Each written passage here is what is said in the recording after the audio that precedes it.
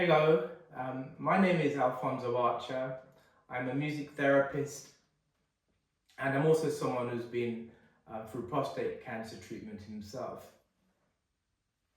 I want to ask you a question, something simple. It's not a clinical question and there's no right or wrong answer to this as well. I just want you to just sit with it for a moment.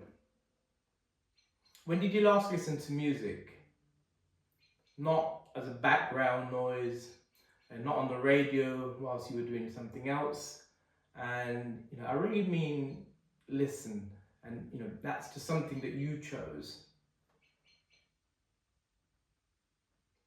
In my work with men going through prostate cancer treatment, as a music therapist, as a researcher, and in my own experience, I've noticed something that doesn't get talked about much. And with us men, we can not talk about things, and I've noticed that men, going through treatment in my research, many of them talked about stop listening to music quietly without even realizing it. So the playlist that you used to put on, or even the albums that you played on a Sunday morning, or the track that used to get you out of bed, it just stops. Depression does that, and so does hormone therapy.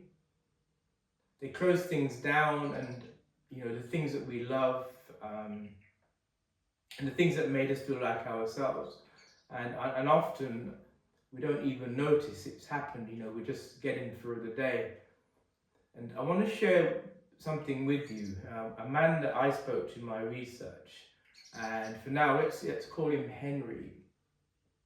But he described how during his treatment, he withdrew completely. The curtains were drawn, phones unanswered, not going out, and he described it as a very dark day, and he kind of lost the will to carry on.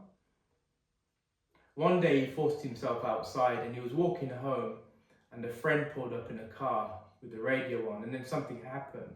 He heard music, but he really heard it, and perhaps for the first time in months.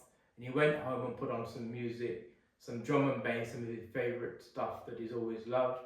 And then he just started to notice things, the bass line, the rhythm, and the way it moved him. And then he realised that he hadn't just shut himself in his flat. He'd shut off everything he'd loved. And, music was one of them. It was one of the things that he hadn't even noticed that he'd lost. And I remember something very similar during my treatment as well. I'd go for walks and realizing I hadn't put on music in weeks. I hadn't decided to stop listening to music. It just quietly disappeared.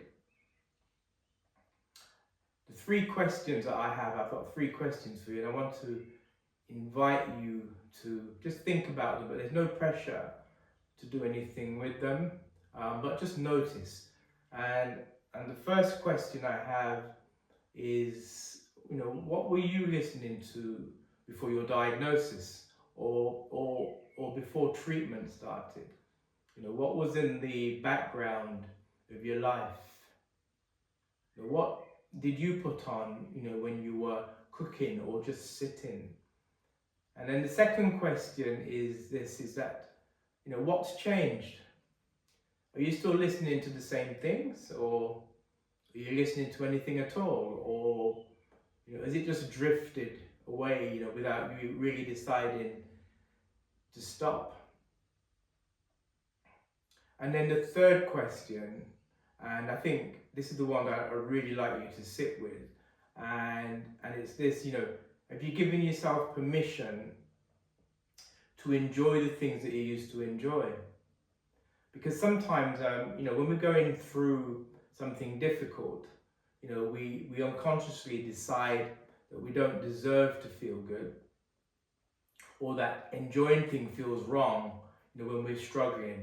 And, quite often music is one of those things, quite often one of the first things to go without even noticing.